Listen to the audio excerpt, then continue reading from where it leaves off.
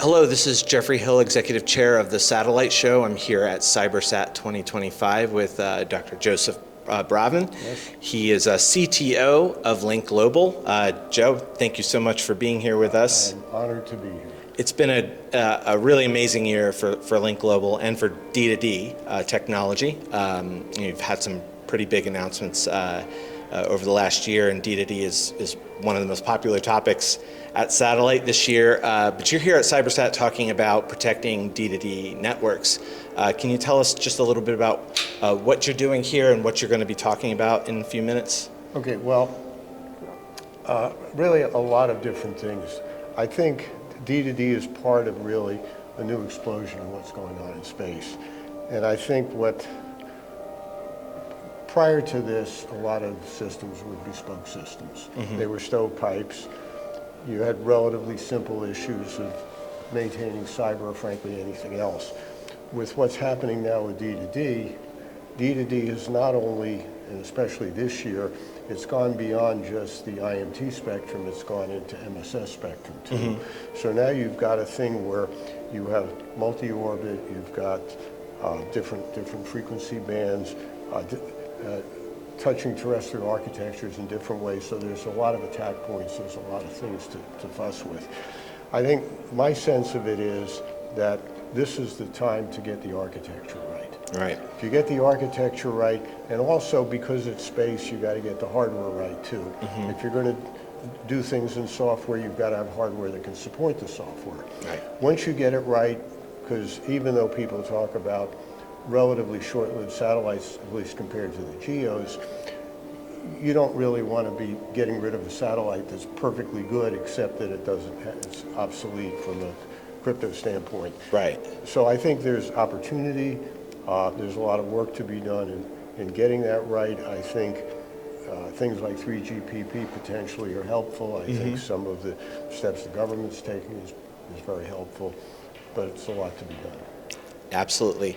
Now, in March at Satellite, you're going to be speaking on our CTO forum, and the topic of your discussion there in March is the value of bandwidth, like the importance of bandwidth, access to bandwidth as applications become more complex.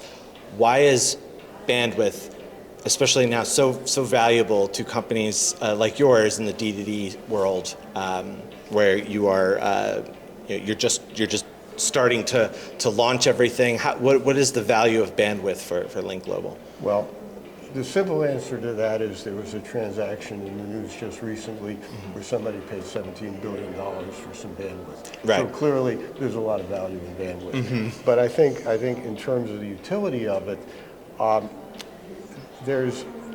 if you look at the explosion of use cases, and if you look at what the terrestrial networks are doing, there's never enough bandwidth. We're always hungry for more.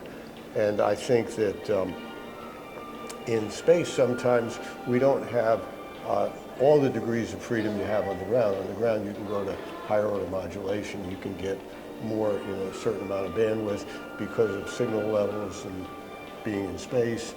You don't necessarily get all of that back.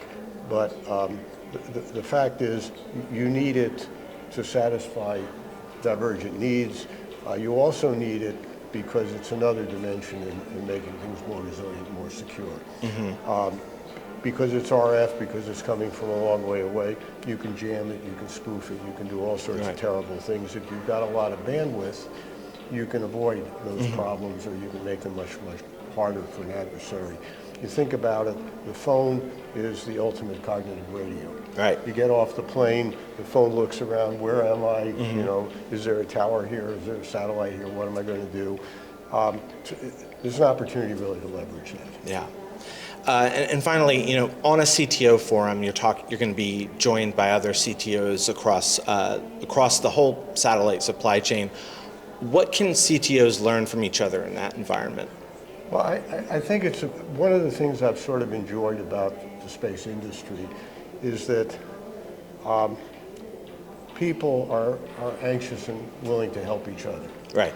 And I think that this is going to be made good, and it's going to be made resilient and secure by really treating it as a community. So you have organizations like 3GPP, where people do exchange important ideas that help move the ball forward.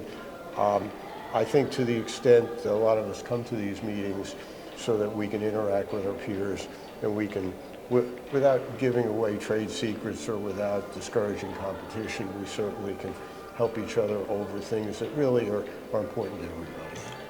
Well, Joe, thank you so much for talking to me today, and You're very we welcome. look forward to having you in March at Satellite. Okay. And the CTO Forum takes place on Tuesday, March 24th at SAT Show Week this week. That's coming up this March in 2026 at the Washington, D.C. Convention Center. I'll leave you with one parting thought. Sure. Okay.